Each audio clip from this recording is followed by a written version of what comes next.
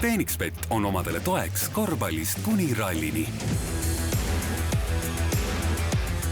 Phoenixbet, panustame omadesse. Kehala crosskartide rallisprindi võitja Martin Järveoja panid kõik rallimehed ja nii-öelda crosskardimehed kotti, nagu öeldakse, et oli raske võistlus siin, sai ilusat ilma, sai vihma, sai kõike. Ja, päris siukene vaheldus, ilma mõttes päris vaheldusrikas võistlus oli, et hommikul sai õnneks ka kuivaga sõita, mis oli päris mõnus ja siis nüüd pärastlõunat tuli päris korralik sadu, et oli korralik suplemine, aga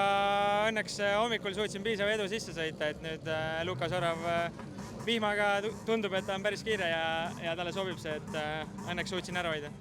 Kas selle vihmaga siis, kui sa teadsid, et sul edu on suur, hoidsid natuke tagasi ka, et ütleme, ohte ja riske vältida? Ja nüüd 2 viimast vooru vähe rahulikumalt, et siin katsevõitudest muidugi punkte saab, aga mõtlesin, et see ei ole seda hetkel väärt, et siin viimases voorus auto oli ka piiri peal, et siin paar korda jälle suri välja ja siis kojamees ka lakkas töötamast, et õnneks jõudsin lõpuni. No siin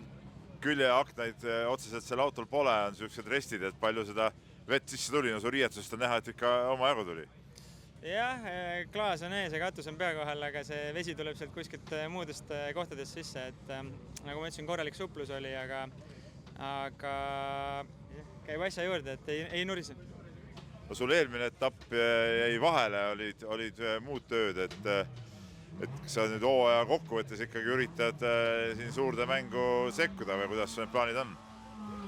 Ja, nagu ma ütlesin, et iga katsevõidu eest saab punkti, et hommikul nagu oli see punktide mõttes oli katsevõidud tulid kasuks, aga nüüd siin pärastlõunal edu oli piisav ja siis ma mõtlesin, et ei ole lihtsalt nende 1 punkti pärast ei ole mõtet neid riske võtta, aga vaatame, et siin veel on ju nüüd 3 etappi veel minna ja viimasel etapil on veel topeltpunktid, et ma usun, et kõik on võimalik. No seleta natuke, milles see saladus siis seisneb,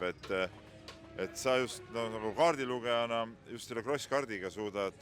näiteks Robert Virvest ehk rallimeest edestada, et mis siin siis nii teistmoodi on või mis sul siin nii hästi sobib? Eks Robertil liiga palju kogemust ei ole ka, et mul on ikkagi juba 3 aastat nii-öelda korraliku kooli all, aga jah, siin isegi hommikul vaatasin, meil on see esimene voor on nii-öelda proovivoor, kus lihtsalt tutvumine kiire hooga, et siis teine voor vaatasin pärast võrdlesin videost, et see crosskart on selles mõttes nagu huvitav masin, et pingutades isegi aega ei tule, et tuleb lihtsalt sõita nii-öelda õige joonega ja kui sa ega ralliautoga samamoodi, et kui liiga külje ette lased, et siis tapab hoo ära, et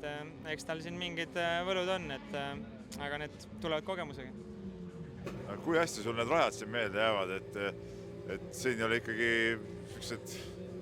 3-4 minutit sõita, et olid sul kõik kurvid peas või palju sul kaardilugeja kogemus siin praegu abiks oli? Jah, ega lihtne ei olnud, aga nagu sa ütlesid, et kaardilugeja oli õnneks kaasas, et eks see jällegi kogemuse pealt on kuidagi lihtsam. Eile kusjuures õhtul korraldaja video pealt tegin väikse legendi ka, et oleks lihtsam meelde, et ma arvan, sellised väiksed nipid siis tulevad kasuks. Aga äkki peaks siis mõtlema, et ikkagi ralliauto rooli istuma, et kui nii hästi välja tuleb? Ära iial ütle iial, et vaatame, eks see mingi unistus on kunagi näiteks Saaremaa rallil, aga täna ma arvan, selles mõttes ma olen piisavalt rumal, et nagu öeldakse, et kiiver pähe läheb, siis võib igast lollusi juhtuma hakata, et vaatame seda asja. No lõpetuseks käite Otiga seal tegemas neid testisõite, kui tihe see ralliautos istumise elu praegu üldse on või on sul selline võrreldes varasemate aastaga ikkagi saad sellist rahu nautida rohkem? Ei, selles mõttes on praegu päris hästi hea, et maikuu oli üsna tihe, aga teistpidi testipäevad on seal 2-3 päeva, lennupäevad ka juurde, aga ta on ikkagi oluliselt vähem kui üks pikk rallinädal, et selles mõttes on tasakaal hea ja ega nüüdki tuleb neid sõite veel tuleb, et siis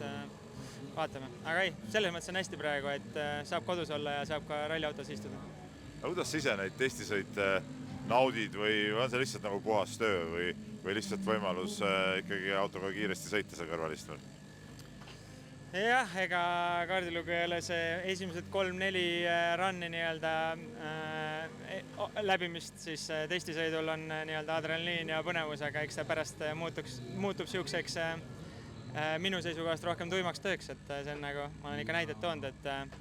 lähed lõbustusparki Ameerika raudteele, et siis paar esimest korda on nagu päris lõbus, aga kui sa päev otsa pead seal istuma, et siis saab isu täis küll, aga töö on töö ja töö on vaja ära teha. Selge, edu teeks! Aitäh!